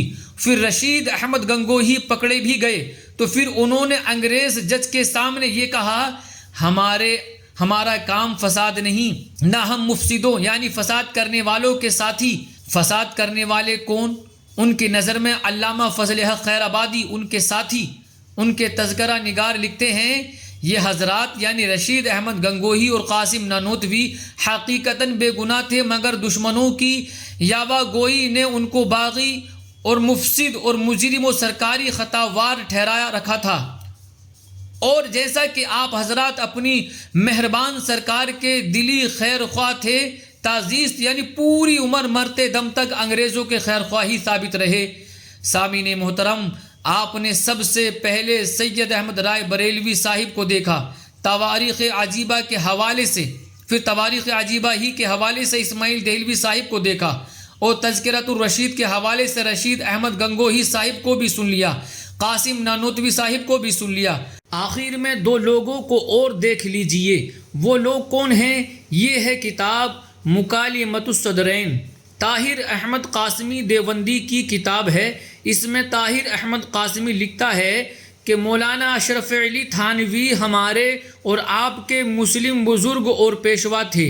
ان کے متعلق یہ لوگوں کو کہتے ہوئے سنا کہ ان کو 600 روپیے ماہوار یعنی انگریز حکومت کی جانب سے ملا کرتا تھا۔ یہ کون لکھ رہا ہے؟ کسی سنی نے نہیں لکھا ہے، دیوبندی کے فارغ مولانا طاہر قاسمی دیوبندی صاحب نے مکالمۃ الصدرین صفحہ نمبر 10-11 میں لکھا ہے، جس کا جی چاہے وہاں دیکھ سکتا ہے۔ اب دوسرے صاحب کو دیکھ لیجئے۔ اسی مکالمۃ الصدرین کے حوالے سے طاہر احمد قاسمی صاحب لکھتے ہیں کہ مولانا حفظ الرحمان سیوہاروی ناظم اعلیٰ جمعیت العلماء ہند نے کہا، کسی معمولی آدمی نے نہیں کہا ہے۔ اس سے غور کریں، الیاس صاحب کی تبلیغی تحریک کو ابتداء یعنی انگریز حکومت کی جانب سے بذریعہ حاجی رشید احمد گنگوہی صاحب کچھ روپیے ملتا تھا، پھر بعد میں بند ہو گیا۔ معزز سامعین اکرام، یہ وہی مولوی الیاس کاندھیلوی صاحب ہیں جنہوں نے تبلیغی جماعت قائم کی۔ کتنے نام آپ نے دیکھ لیے، سید احمد رائے بریلوی، اسماعیل دہلوی، رشید احمد گنگوہی، قاسم نانوتوی، اشرف علی تھانوی اور الیاس کاندھیلوی، ان ناموں کو آپ نے دیکھ لیا۔ اب میں ایک سوال آپ سے کرتا ہوں، آپ بتائیے یہ سارے لوگ جن کے نام آپ نے سنا، یہ انگریزوں کے دوست تھے یا دشمن؟ فیصلہ آپ کا ہونا چاہیے، میں نے تو آپ کی عدالت میں رکھ دیا ہے۔ میرے بھائی، انصاف کی آواز یہ ہے کہ انگریزوں کے یہ لوگ دوست تھے۔ دوستوں اور بزرگوں، اور آج ہم یوم جنگ آزادی منانے کے لیے یہاں موجود ہوئے ہیں، اور جنگ آزادی میں کیا چیز سنائی جا رہی ہے کہ ہم انگریزوں کو اپنا دشمن مان رہے ہیں۔ ہندوستان ہمارا وطن ہے، اس لحاظ سے یہ سارے لوگ ہمارے دوست ہو سکتے ہیں؟ نہیں ہو سکتے، کیونکہ یہ انگریزوں کے دوست ہیں، اور جو انگریزوں کا دوست ہے وہ ہمارا دشمن ہے۔ لیکن کوئی یہ سوال کر سکتا ہے، چلیے بھائی ٹھیک ہے، یہ آپ کے دوست نہیں ہو سکتے، ہم نے تسلیم کر لیا، لیکن آج کیا معاملہ ہے؟ آج تو کوئی بھی انگریزوں سے ملا ہوا نہیں ہے، تو ہم یہ کہتے ہیں جناب یہ سارے انگریزوں کے دوست تھے، آپ نے مان لیا۔ اب ایک بات ہم یہ پوچھتے ہیں کہ آج ایسے کون لوگ ہیں جو ان لوگوں کو آج بھی اپنا پیشوا مانتے ہیں؟ ایسے کچھ موجود ہیں کہ نہیں ہیں؟ چلیے ایک تاریخی حوالہ لیجئے۔ ڈاکٹر بہاؤالدین یہ اہل حدیث فرقے کے موجودہ دور کے بہت بڑے رائٹر ہیں۔ انہوں نے ایک کتاب لکھی ہے تاریخ اہل حدیث، اس میں وہ اسماعیل دہلوی کو اپنا پیشوا لکھتے ہیں۔ تو جو انگریزوں کا دوست تھا وہ اہل حدیث گروہ کا پیشوا ہے۔ اب آپ فیصلہ کیجئے کہ جو لوگ انگریزوں کے وفادار کو، جنگ آزادی کے دشمن کو اپنا پیشوا مانتے ہوں، کیا وہ ہندوستان کے وفادار ہو سکتے ہیں؟ ہرگز نہیں۔ ایسے لوگ ہندوستان کے بھی وفادار نہیں ہو سکتے۔ اور پھر ان دوسرے صاحب کو لیجئے، تبلیغی جماعت کے بانی الیاس کاندھیلوی صاحب۔ آپ جانتے ہیں کہ الیاس کاندھیلوی صاحب کو پیسے ملتے تھے، اور پیسے کس کو ملیں گے؟ دوست ہی کو ملیں گے۔ تو یہ بھی انگریزوں کے دوست ہوئے، اور پوری تبلیغی جماعت آج بھی ان کو اپنا پیشوا مان رہی ہے، رشید احمد گنگوہی کو پیشوا مان رہی ہے۔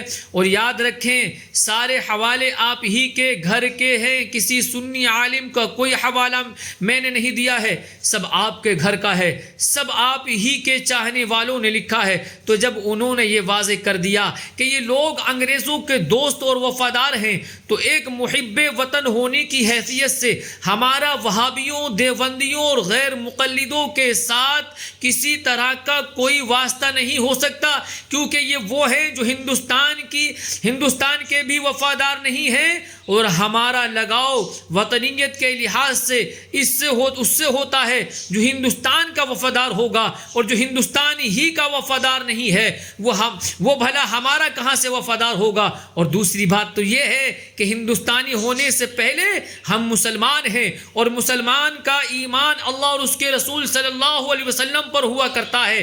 اور یہ وہ لوگ ہیں جنہوں نے اللہ اور رسول کی شان میں سخت و شدید گستاخیاں اور توہینیں کی ہیں۔ تو بحیثیت مسلم، بحیثیت عاشق رسول، بحیثیت محب صادق، بحیثیت نعت خواں، بحیثیت اپنے نبی کو پکارنے والا، ہمارا یہ فرض منصبی ہے کہ ہمارا ان سے دوستانہ نہیں ہو سکتا، اور بحیثیت ہندوستانی بھی نہیں ہو سکتا، کیونکہ ہم ہندوستانی ہیں، اور ہندوستان کی مٹی میں ہم پیدا ہوئے ہیں۔ اور یہ ہندوستان وہ ہے جس کے وفا شعاران محبت کو اللہ کے رسول صلی اللہ علیہ وسلم نے پسند فرما لیا ہے، اور ان کی فکری، اعتقادی اور عملی تعمیر و تشکیل کے لیے کبھی حضور سیدنا خواجہ غریب نواز کو بھیجا، تو کبھی برکت المصطفیٰ فی الہند شیخ عبدالحق محدث دہلوی کو، اور کبھی حضرت شاہ بہاؤالدین برہان پوری اور حضرت نائب رسول محمد بن فضل اللہ برہان پوری رحمۃ اللہ علیہم جیسی نعمت عظمیٰ سے سرفراز فرمایا۔ تو اس زمین سے ہمیں اس لحاظ سے بھی محبت ہے، تو ہمیں اسی سے محبت ہوگی جو ہندوستان کا وفادار ہوگا۔ لیکن تاریخی حوالے بتاتے ہیں کہ جو لوگ ان جماعتوں کے روپ میں سامنے آ رہے ہیں، یہ قرآن و سنت کے تو کیا ہندوستان کے بھی وفادار نہیں ہیں۔ مولا کریم ان فتنہ و فساد سے ہم تمام کو محفوظ اور مامون فرمائے۔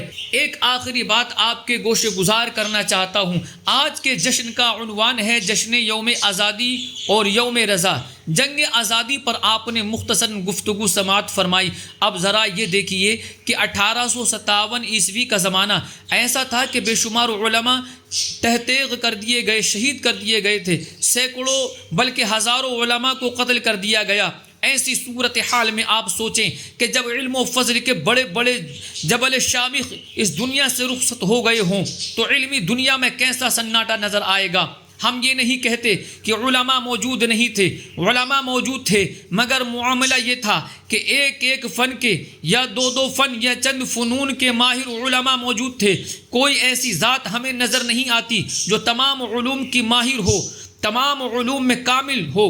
ہندوستان کی دھرتی اس بات کا مطالبہ کر رہی تھی کہ ابھی جو علماء میرے سینے پر موجود ہیں، یقیناً یہ اپنے اپنے فن اور اپنے سبجیکٹ میں بادشاہ ہیں، مگر ہندوستان کی سرزمین پر کوئی ایسا عالم پیدا ہونا چاہیے جو ان تمام بادشاہوں کا بادشاہ ہو۔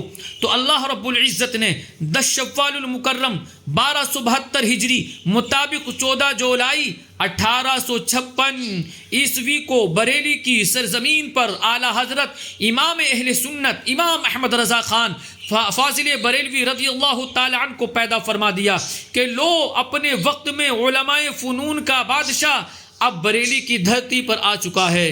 کون امام احمد رضا؟ میں ایک اشارہ آپ کو دینا چاہوں گا۔ انگریزی لحاظ سے اعلیٰ حضرت کی پیدائش 14 جون 1856 عیسوی کو ہوئی۔ جون کا مہینہ کیسا ہوتا ہے؟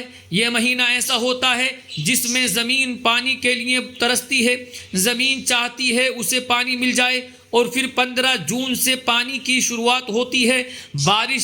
بارش سے پہلے بادل آیا کرتے ہیں، تو ٹھیک اسی طرح 14 جون سے دیکھتے ہیں تو ہمیں 1856 کا سال بھی ایسا ہی نظر آتا ہے کہ ہندوستان کی سرزمین علم و فنون کی بارش مانگ رہی تھی اور بارش سے پہلے بادل آیا کرتا ہے۔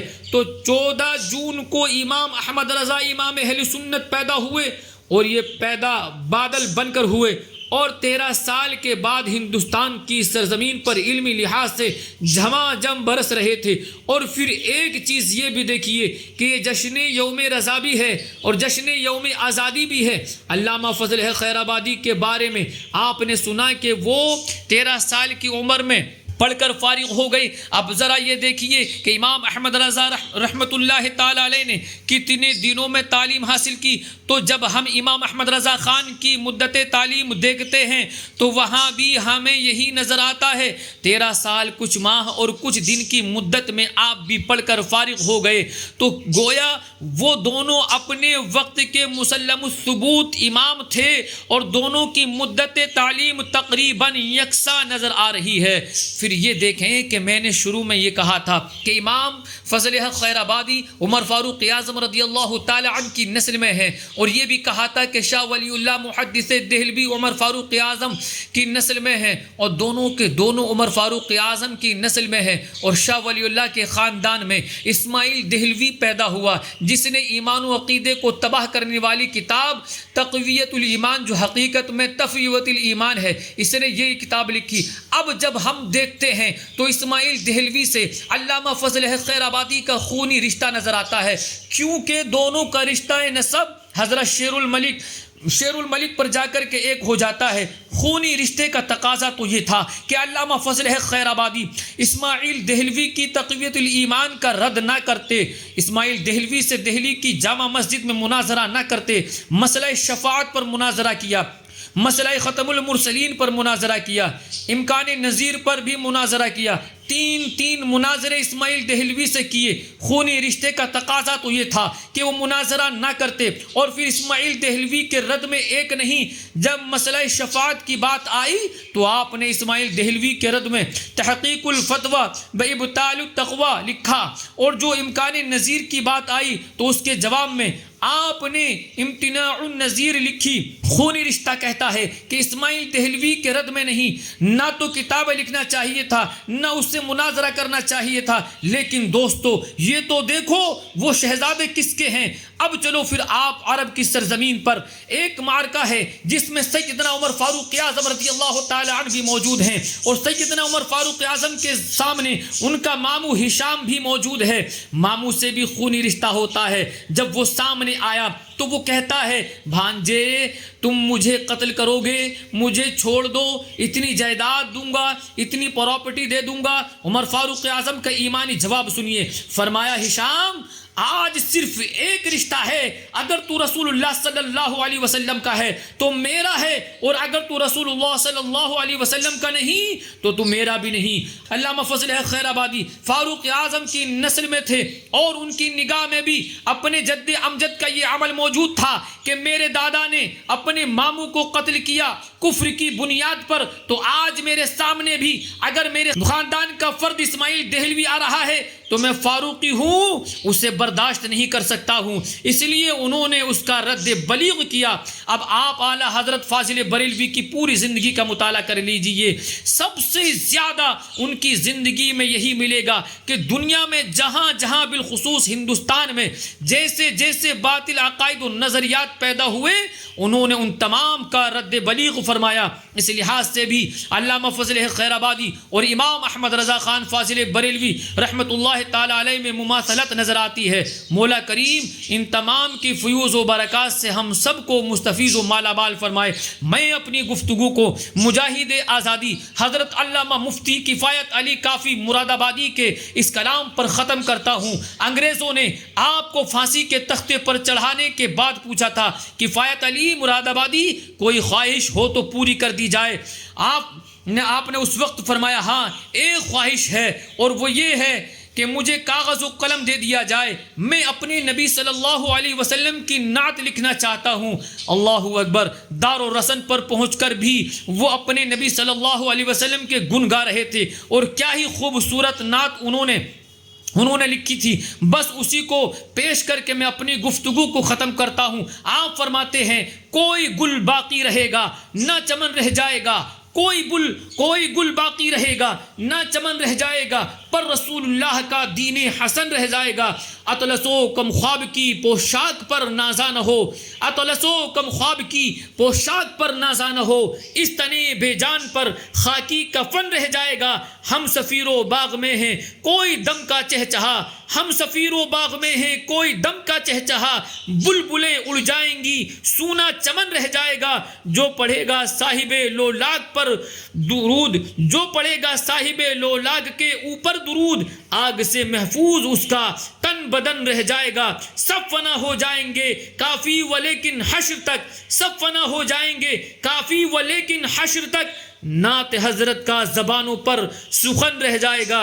مولا کریم ہمارے وہ علماء جنہوں نے جہاد آزادی میں حصہ لیا، ان کی فیوز و برکات سے ہم تمام کو مستفیض و مالا مال فرمائے، اور اعلیٰ حضرت امام اہل سنت امام احمد رضا خان فاضل بریلوی کے فیضان سے بھی ہم تمام کو مستفیض اور مالا مال فرمائے، اور ان کا فیضان تا قیامت ہم تمام کے سروں پر جاری و ساری رکھے۔ آمین بجاہ خاتم النبیین صلی اللہ علیہ وسلم۔ وآخر دعوانا ان الحمد للہ رب العالمین۔ السلام علیکم ورحمۃ اللہ تعالی وبرکاتہ۔